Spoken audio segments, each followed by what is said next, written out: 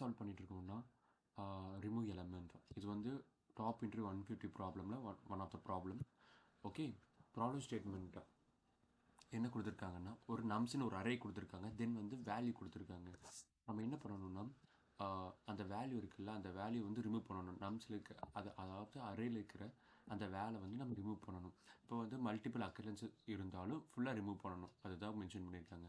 தென் வந்து இன்பிளேஸ்ன்னு கொடுத்துருக்காங்க. இன்பிளேஸ்னால் எந்த ஒரு மாடிஃபையாக இருந்தாலும் நம்ம நம்ஸில் மட்டும்தான் சேஞ்ச் பண்ணணும். தென் வந்து எக்ஸ்ட்ரா மெமரி எதுவும் யூஸ் பண்ணக்கூடாது, அதாவது எக்ஸ்ட்ரா அரே எதுவும் யூஸ் பண்ணக்கூடாது, அதான் அது இன்பிளேஸ்ன்னு மென்ஷன் பண்ணியிருக்காங்க.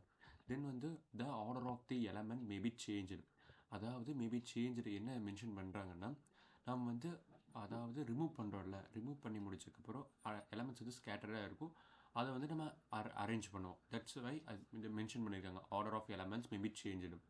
ஓகே, நம்ம என்ன ரிட்டர்ன் பண்ணணும்னா number of elements which are not equal to val. எவ்வளோ எலமெண்ட்ஸ் வந்து அந்த வேல் ஈக்குவல் டு இல்லாமல் இருக்கும் அதை ரிட்டர்ன் பண்ணுவோம், அதுதான் கேவோட வேல்யூ. ஓகேவா? ஓகே, ப்ராப்ளம்குள்ளே போயிடலாம். 2-pointer approach, லைக் ஃபஸ்ட்டு வந்து கே அண்ட் ஐ வந்து என்ன பண்ணணும்னா ஸ்கேன் பண்ணும், என்டையர் அரேவும் ஸ்கேன் பண்ணும். கே வந்து ட்ராக் பண்ணி மாடிஃபை பண்ணும்.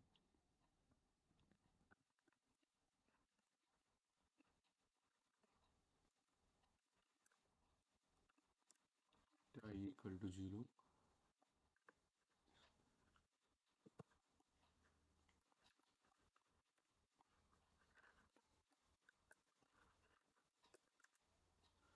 இஃப் கண்டிஷன் என்னன்னா எலமெண்ட்ஸ் நாட் ஈக்குவல் டு, அதாவது வேல் ஈக்குவல் டு இல்லாத எலமெண்ட்ஸ் எல்லாம் வந்து நம்ம சேஞ்ச் பண்ணுறோம்.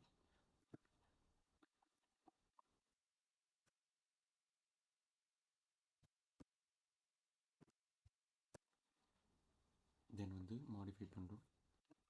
So okay,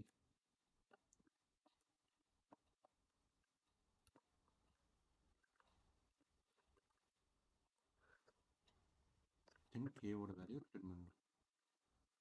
that's all. Once again I repeating the problem statement.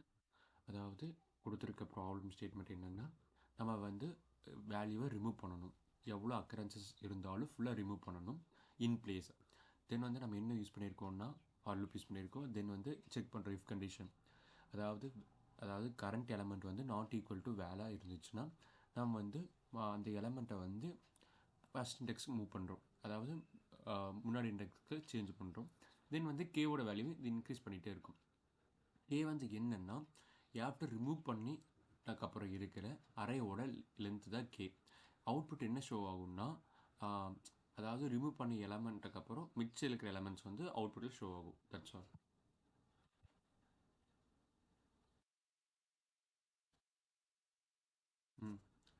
Accepted. Thank you. If you have any doubt, comment below.